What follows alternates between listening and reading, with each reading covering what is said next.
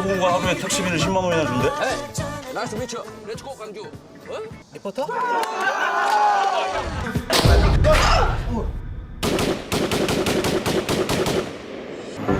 여긴 제1공영방송 소속 미르겐 히치패트. 공수놈들이 서울대시는 다 잡아들인 거 알아요.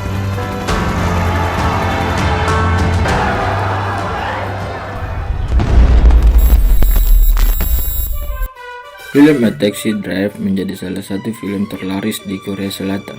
Saat dirilis pada 2017, film ini meraih catatan yang mengesankan dan mencapai sekiranya 12 juta penonton. Wow.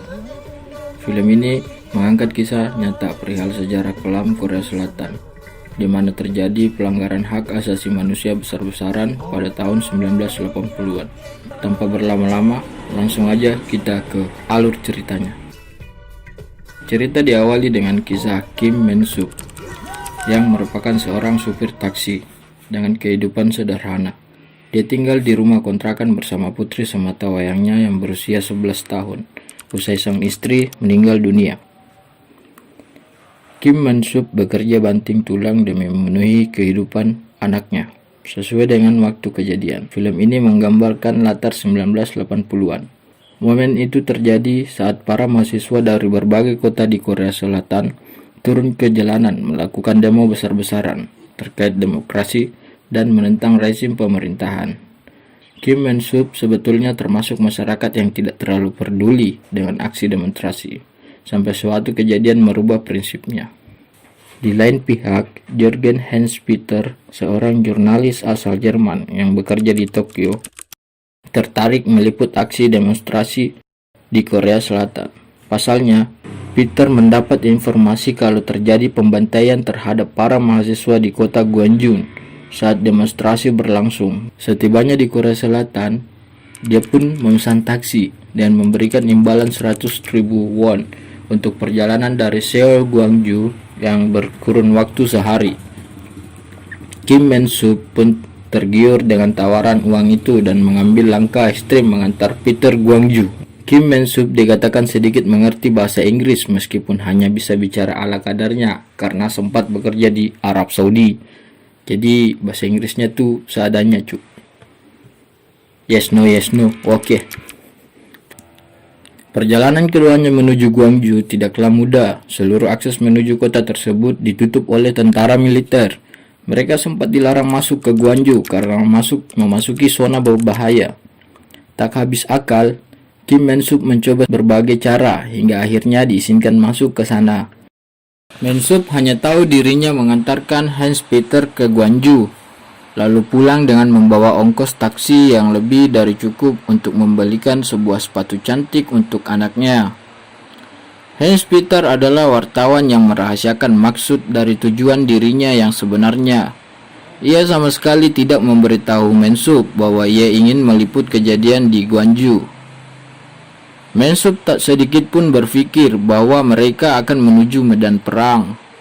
Ia hanya terlihat bodoh dengan kamera yang dipegang wartawan itu. Setelah tiba di Gwangju, mereka berdua terkejut kalau melihat suasana kota tersebut. Jalanan lenggang, setiap dinding berisi coretan aksi protes para demonstran. Gwangju seperti kota lumpuh. Sampai akhirnya Peter dan Kim Men-sub bertemu segerombolan mahasiswa yang berniat melakukan unjuk rasa ke depan gedung wali kota. Mereka juga berkenalan dengan Gi Ju-sik, salah satu mahasiswa yang jago berbahasa Inggris. Dia menjadi pemandu Peter selama meliput aksi demo Gwangju. Peter pun langsung mengeluarkan kameranya dan merekam setiap momen yang didapat. Men-sub lantas goyah mengingat sepatu untuk putrinya yang belum dibeli. Sopir taksi itu memutar haluan untuk kembali pulang ke Seoul dan meninggalkan Hans-Peter dalam medan pertempuran. Di tengah perjalanan menuju Seoul, Men-sub tanpa sengaja kembali ke Gwangju karena melintasi seorang nenek yang menangis di pinggir jalan karena mendapat kabar bahwa anaknya masuk ke rumah sakit. Hati Men-sub yang tidak tega melihat nenek tersebut terpaksa mengantar nenek tersebut menuju rumah sakit. Alih-alih Men-sub bisa kembali ke Seoul, ia harus tertahan di rumah sakit yang sesak dengan korban kekerasan militer. Ia pun kembali bertemu dengan Hans Peter, Jessic, dan supir taksi baik hati yaitu Huang Desul. Hans Peter pun lalu marah kepada Han Seok karena telah meninggalkannya dan membawa peralatan Hans Peter. Hans Peter pun lalu berpikir bahwa Mansup ingin membawa kabur peralatannya. Namun Hansup sama sekali tidak berpikiran seperti itu. Hansup pun memberikan penjelasan bahwa ia hanyalah salah jalan dan dia kehilangan jejak saat mengikuti Hans Peter yang ikut dengan rombongan mahasiswa. Hans Peter lalu memberikan sisa bayaran Mansup dan menyuruhnya kembali ke Seoul. Namun supir taksi lain yang melihat dan tahu bahwa Mansup dibayar 100.000 won dan mencoba membawa barang Hans Peter kemudian marah karena menurutnya Mansup tidaklah jujur dan sudah sangat mencoreng nama baik para supir taksi. Mansup yang tidak terima dengan perkataan para supir taksi di rumah sakit akhirnya bertengkar namun dihentikan oleh Tae-sul. Mansup pun naik ke mobil dan mengajak Hans Peter serta Jessic untuk kembali naik ke mobilnya. Akhirnya mereka pun bertiga beranjak dari rumah sakit. Mereka bertiga kemudian beranjak menuju titik kumpul para pendemo. Sesampainya di sana, mereka disambut dan dibagikan makanan. Karena mereka tahu bahwa Hans Peter akan meliput aksi di tempat itu. Mereka bertiga lalu turun dan memarkir mobilnya, lalu kemudian naik ke atas atap bangunan untuk merekam momen di atas. Sesampainya di atas atap, terdapat pula reporter lokal. Reporter lokal tersebut memperingatkan Hans Peter untuk berhati-hati karena jika pemerintah tahu, maka ia akan diburu dan dilenyapkan.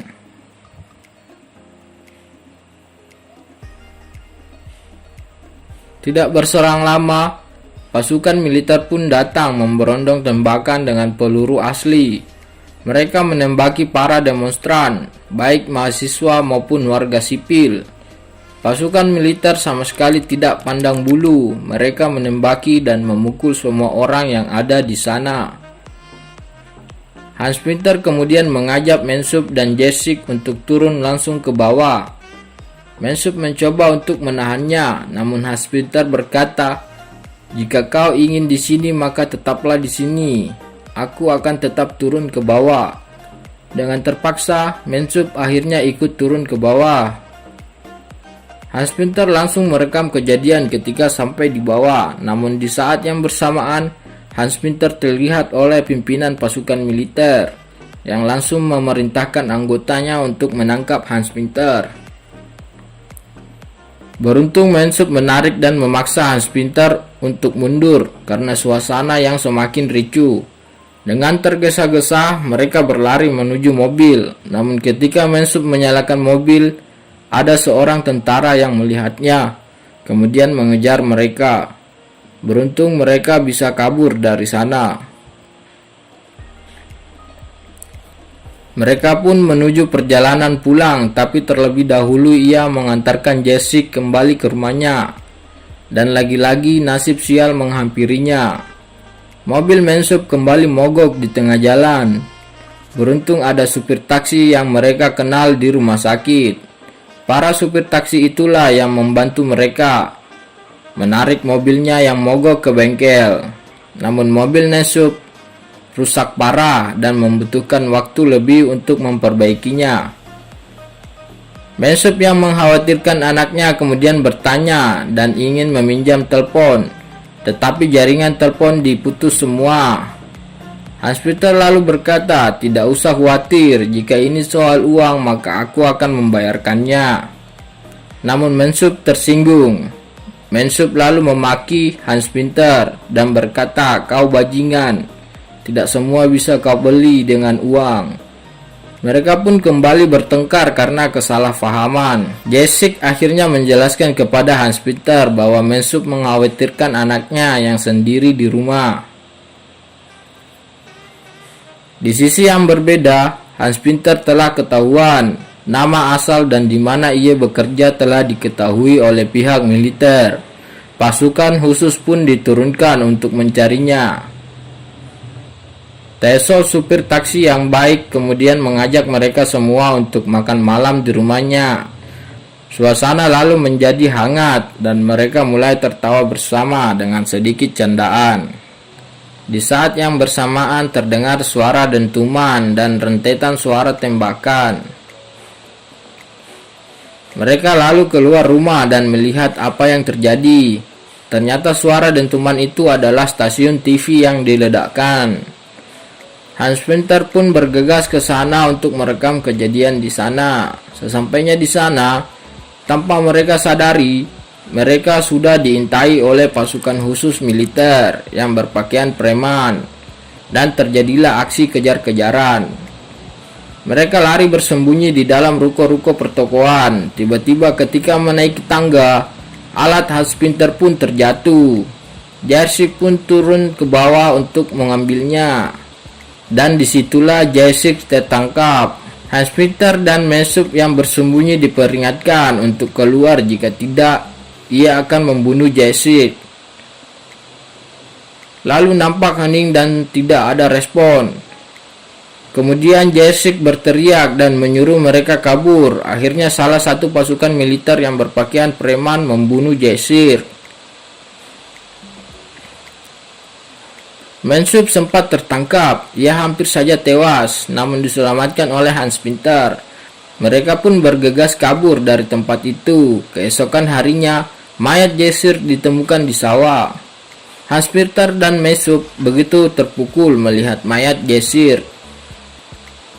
Messup menyuruh Hans Pinter untuk merekam kejadian itu. Hans Pinter pun merekam betapa banyak korban yang tewas oleh tentara militer. Setelah Hans Pinter merekam semuanya, mereka pun bergegas kembali ke Seoul. Para supir taksi yang ada di sana ikut andil mengantar mereka sampai ke perbatasan. Dan dengan nekat menerobos blokade dari tentara militer. Akhirnya terjadi kembali aksi kejar-kejaran. Beberapa supir taksi kembali menjadi korban. Dengan bantuan orang-orang yang bertemu dengan Hans Pinter, akhirnya Hans Pinter bisa sampai ke bandara dan berhasil menyiarkan fakta dan realita kejadian yang terjadi di Gwangju kepada dunia.